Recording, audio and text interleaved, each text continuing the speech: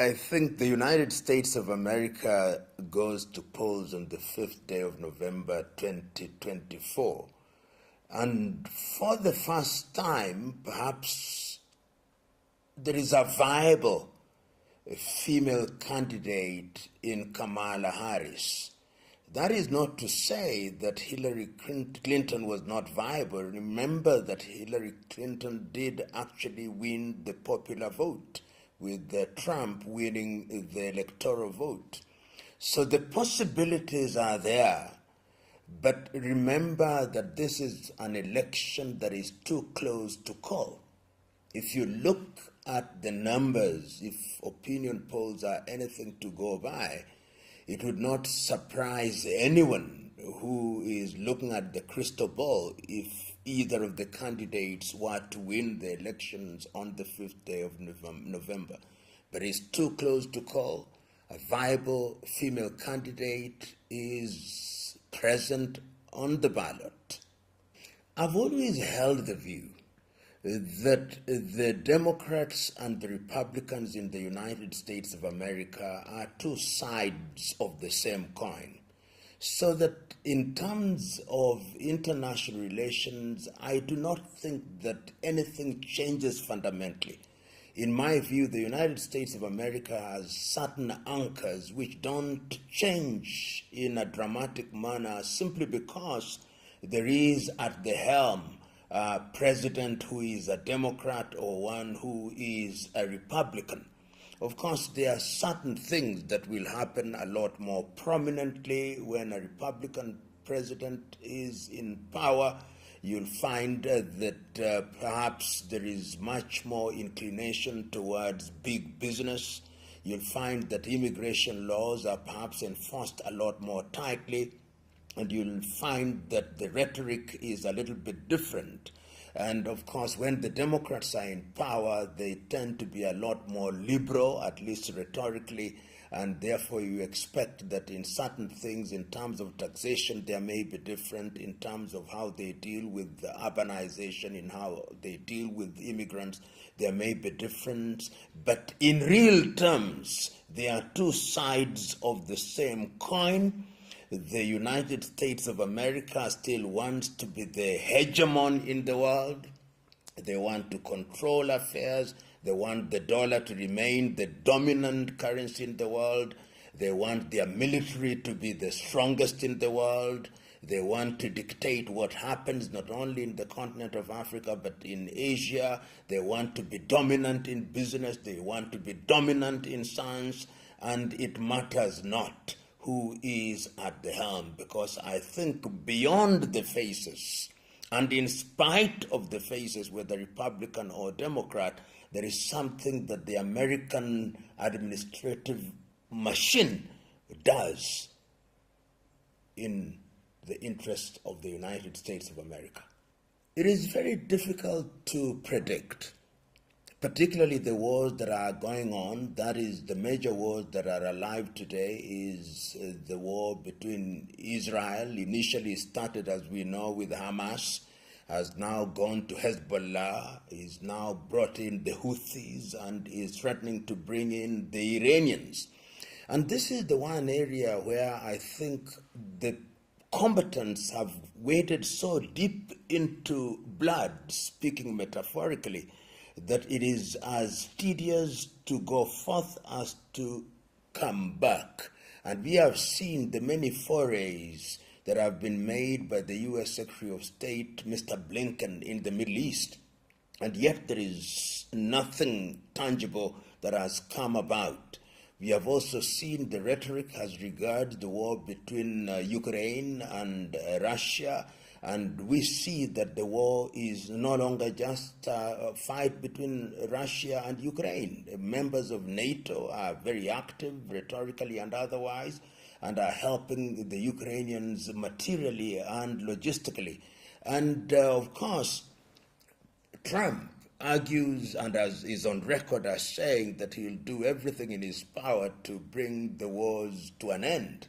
And of course, even Kamala Harris says the same thing. But I think things have shifted on the ground so very dramatically that it may not be as easy as one imagines. So one would say that Kamala Harris will continue with what is called the Biden approach, but she's on record as saying, I'm not going to be Biden's second term. I'm going to see things differently.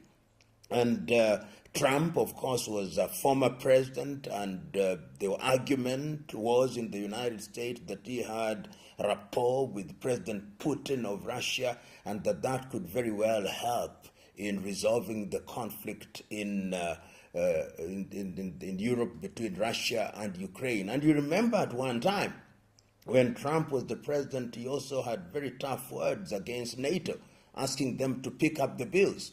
So I am of the view, which is subject to being second-guessed, that a Trump presidency may very well be the presidency that will quicken the end of the wars. That is my own view. But easier said than done. One must be cautious in making such statements.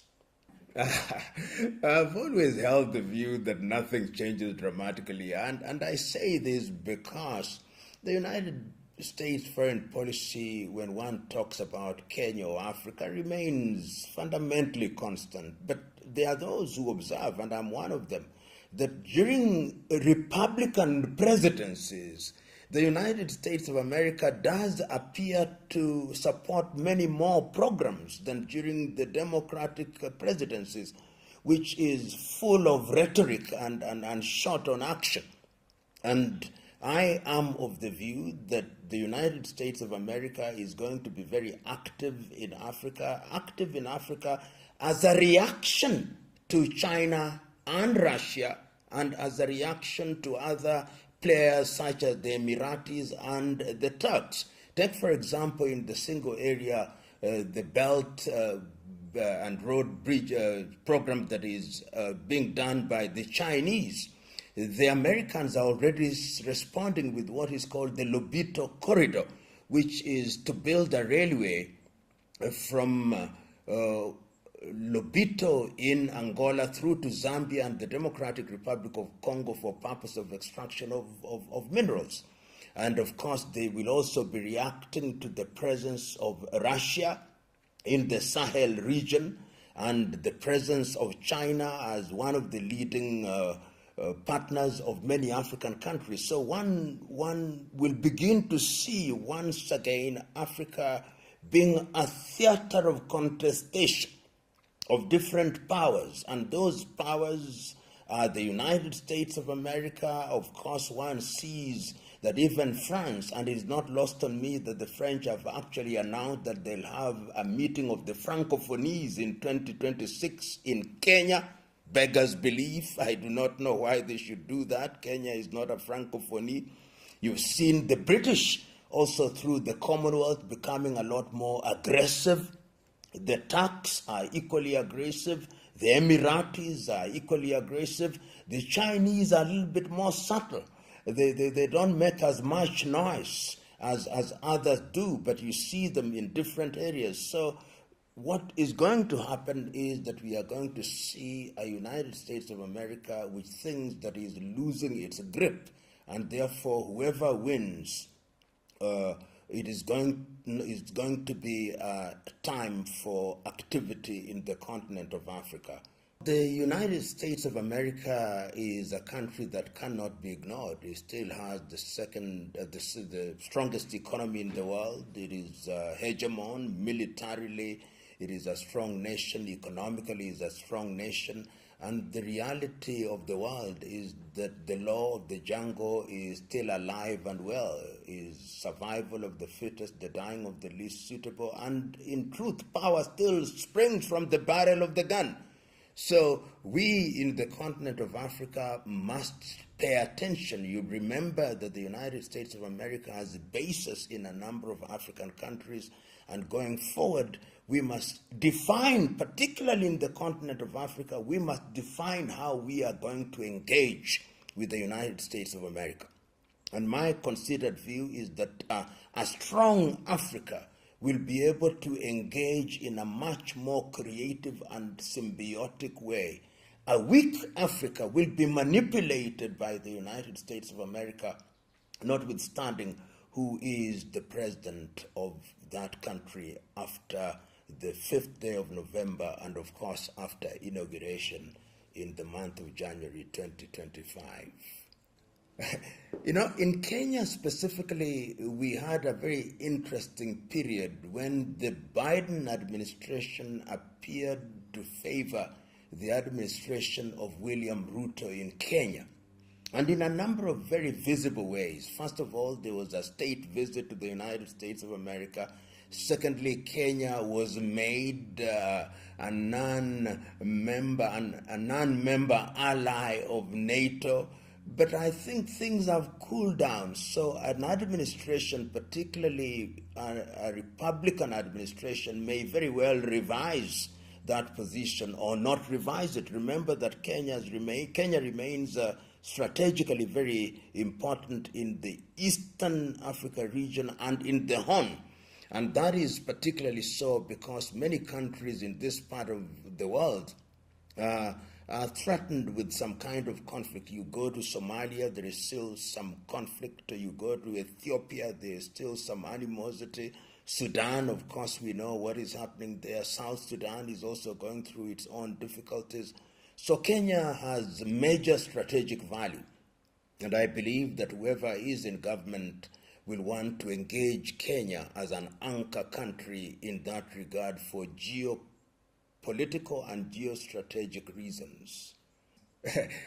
The use of celebrities is something that Americans do over the years, and there is nothing wrong with using people who can bring in the votes. That tells you also the change in the American demography, because celebrity appeal to a certain category of the voters, particularly the younger voters, some say even the black voters, and for that reason I think every side in the divide is using them because they are using all means necessary to attract the voters, and specifically the younger voters who are attracted to these celebrities who are sometimes referred to as influencers.